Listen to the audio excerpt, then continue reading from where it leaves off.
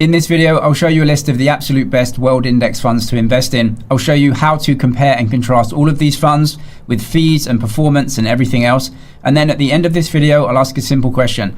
Are these world index funds the absolute best thing to invest in? If you're new to investing or buying exchange traded funds, I'll quickly go over some of the terms that you'll need to know. And you can use these to compare funds across lots of different providers. These are standardized terms across the industry. So AUM, assets under management, that's just how big the fund is. The more people that have put money into fund, the more assets will be managed in that fund. And usually bigger funds mean that is a broad, popular type of fund that most people are putting the majority of their money in. Expense ratio is how much the fund actually costs. There's a management fee each year, and that will be automatically taken out of the amount of the fund that you held. So that's a percentage. It's usually, let's say 10 or 15, maybe 20 basis points. So 0.1, 0.2%, something like that. The yield here is dividend yield. Because we're buying international companies in these funds, they pay dividends. And so the amount of the dividend that you get, that will be worked out as a percentage of the price of the fund, right? So if the shares are trading at $1,000 and you get a $10 yield for that year, that's a 1% yield. And that can change over time depending on the price of the fund and the amount of cash that's paid out. NAV, net asset value, you don't have to worry about this too much because these ETFs are all open-ended. Net asset value is the actual value of the assets held in the fund. So that can be company shares, for example. Now the ETF, the fund itself, that is traded in the market, and that price can fluctuate up and down in relation to the actual value of the assets held. However, we don't have to worry about this because these funds are open-ended. What should usually happen is that the real value of the shares held in the fund and the price of the fund should basically be 1-to-1, and we don't have to worry about that. One thing we may have to worry about though is what currency that the fund is listed in. And so you'll have a fund of assets, and that same fund can be listed in multiple different currencies to trade against. So it'll be listed against dollars, pounds, euros, Hong Kong dollars, for example, Japanese yen. You can see them right here on the share class currency. The same funds listed in different currencies here. For the most part, people will choose the currency of the country that they're living in because that's what your liabilities are in. So you have the fund, it has a performance, and then you can just sell the fund into the currency that you want. We'll get onto currencies later on in the video as well, because of course these are international companies and they have exposure to different currencies, and it can get complex in terms of what type of fund that you actually want to go ahead and buy. Exchange listings as well. Well, whichever brokerage that you use, you'll have a list of assets that you can go ahead and buy. For the most part, if you're in a Western country, you'll have access to many different exchanges like London Stock Exchange, European exchanges, American exchanges, no problem. You can have a lot of assets that you can buy. And again, it's going to matter where you live and what currency that you want to trade it in. And of course, we also have accumulating and distributing funds. This is coming down to dividends again. So accumulating funds receive all of the dividends from companies, keep that cash in the fund and reinvest it automatically. Distributing funds, they take the dividends from the companies and then pass that cash directly back to you. Now, this has implications for tax as well. Accumulating funds pay tax within the fund and nothing comes back to you, so you don't have to worry about that. Distributing funds, these actually pay cash into you, which means that you'll have to figure out income taxes and if you need to pay extra taxes on the income that you're getting from the distributions from the fund. Before buying any ETFs, you need to know the difference between US and non-US domiciled funds. And there's a huge tax differential here. So if you're in the US, you live there, you're a US citizen, then you'll be buying US domiciled funds, no problem. You know what taxes you have to pay from income and capital gains and everything else. If you are a non-US citizen, this is where it gets really complex. And for the most part, non-US citizens usually buy funds called UCITS funds. This is a European directive. It doesn't just benefit Europeans though. If you live outside of the US in any country, you can buy these UCITS funds. And for the most part, they have large tax advantages for non-US citizens and non-US residents versus the US funds. So if you live outside of the US and you buy US property, which exchange traded funds are, so for example, you buy a fund that is domiciled in the US, then the US will take 30% of the dividends that you get paid. It's called a withholding tax.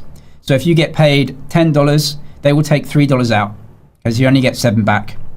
The other thing is that the US has a death estate tax of 40% for foreigners that hold US-based assets.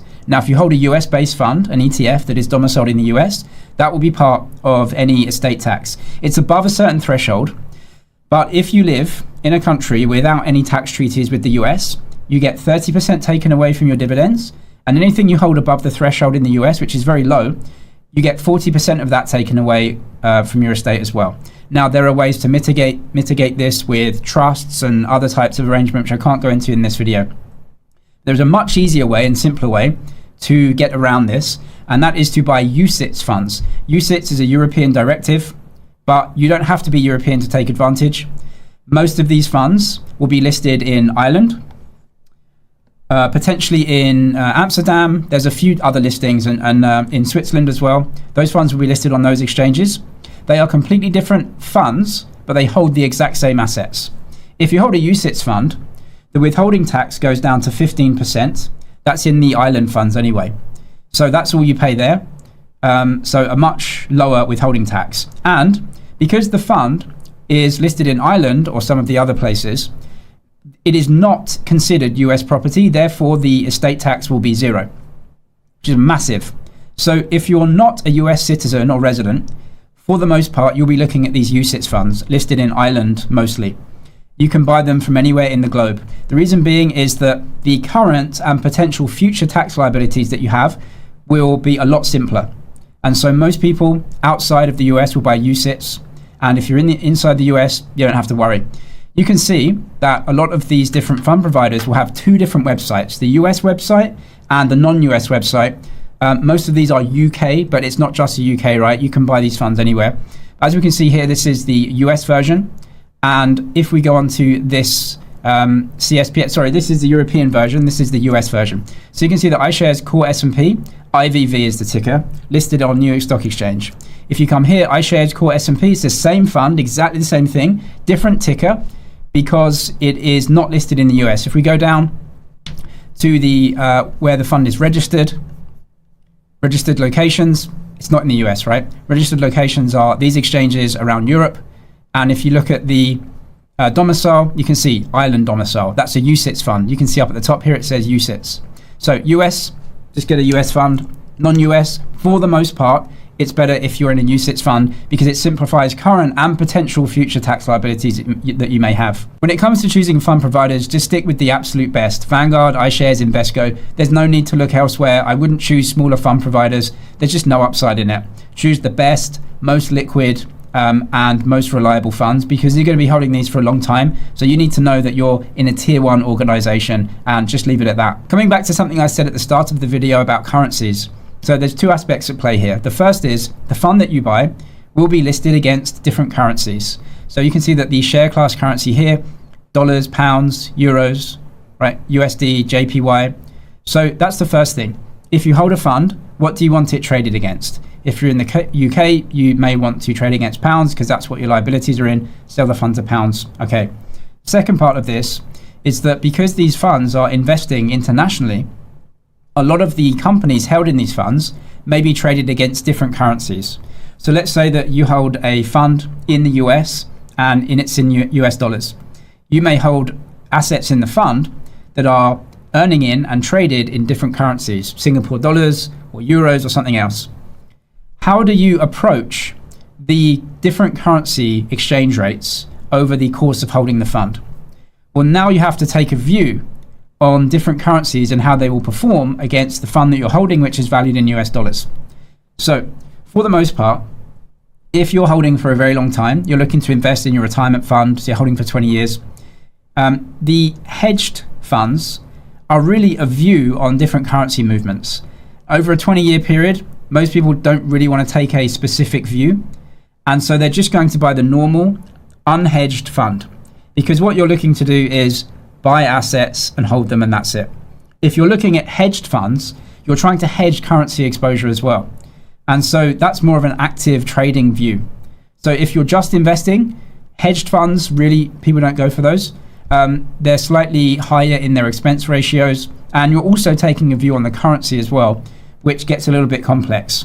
So as you can see here, this is how it works with the currency that you're trading in. So let's say we're trading in dollars, the fund is valued in dollars. If you want a hedged fund, that's when you think that the dollar is going to strengthen. So you're actually hedging that foreign currency exposure against the dollar. So you want a hedged fund. If you think the dollar will weaken against those currencies, right, that those other companies are operating in, then you would want an unhedged fund, because you would want those currencies because they're going to appreciate against the dollar. It gets a bit complex. So what you can do is screenshot these. These are from the iShares materials, and you can give them a look and a think. For the most part, most people that want to invest long term will just go for the unhedged normal funds, and what they're really looking to do is just invest for the long term. They don't want the extra trading, or they don't want to take a view on certain currencies. I've made a list of the biggest world index funds out there by assets under management. This is what most people own, and what I'll do is go through some of these funds as well to show you how to compare them, the fees, the performance, and everything like that. So these are UCITS funds. If you're a non-US investor, then you may want to look at these. You can see the assets under management, and the assets under management do come down a lot as you get lower. You can figure out what type of exposure that you have. So for example, iShares Core MSCI World UCITS ETF. So you can figure out that this is a core position. This is what most people buy. MSCI is an index provider. So they provide an index saying, this is the world index that you need to track.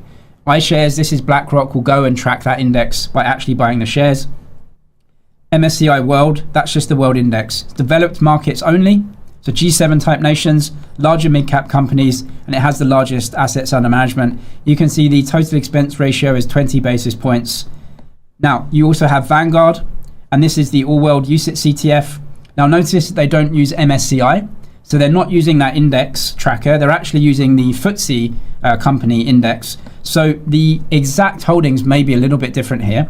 75 billion assets under management, developed and emerging. So you can tell it's different from this one already, but you can go and look at the past performance to figure out what one you might want to hold, although that's not an indicator of future performance.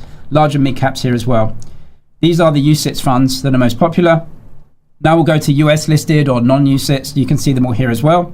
So again, Vanguard is popular in the US. So Total World Stock ETF, and then you have the MSCI ACWI ETF. We'll look at that in a second. This is from iShares. So you can see definitely a huge difference in the total expense ratio here, which can add up over time.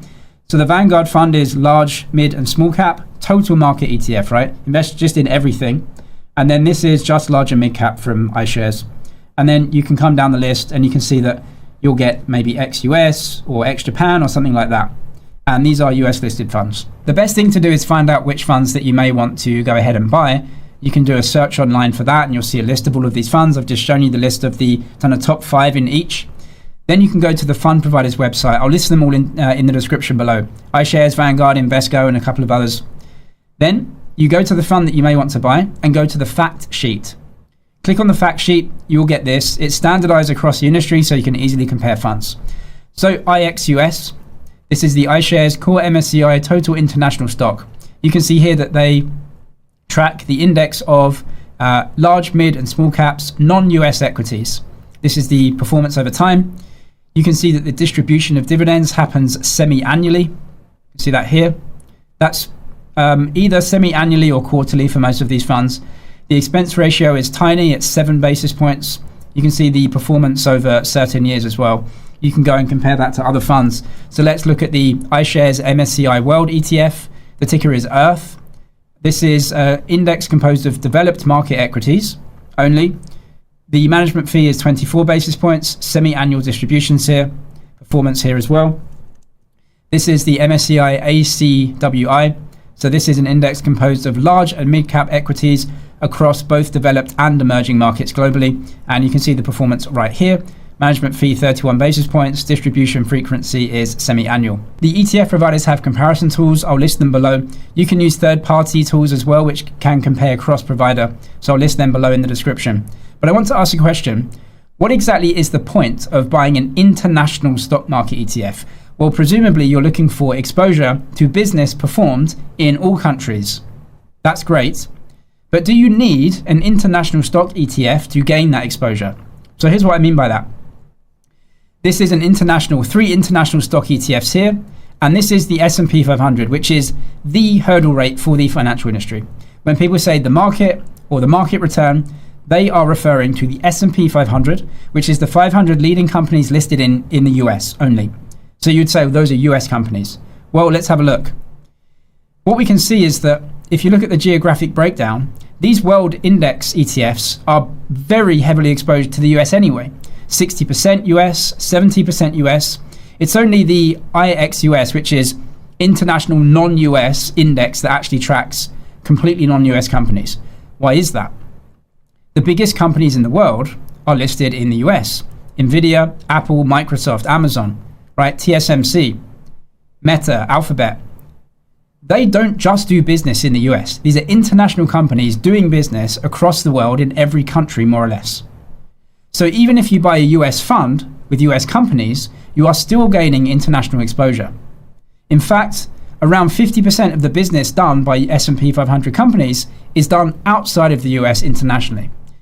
Buying the S&P, a US fund, gives you international broad exposure. You're buying the best, biggest businesses in the world. The best and biggest businesses are listed in the US, not usually elsewhere. There's a few, obviously. But what exactly are you getting by an international stock ETF? Well, not much different than buying the S&P 500, because half of their business is done internationally anyway. So let's look at the performance over a 10-year period. And you can see that the S&P has returned 15-16%, which has outperformed these international index funds.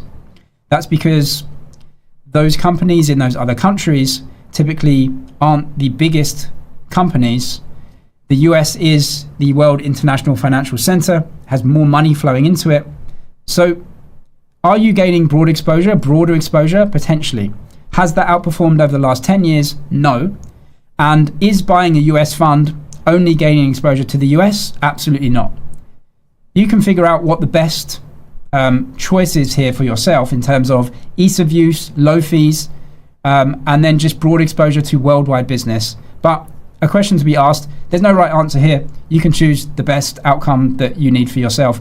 I'll link all the different resources that I mentioned in this video down in the description below. I'm James, it's MoneyZG. Cheers for watching, and I'll see you in the next one.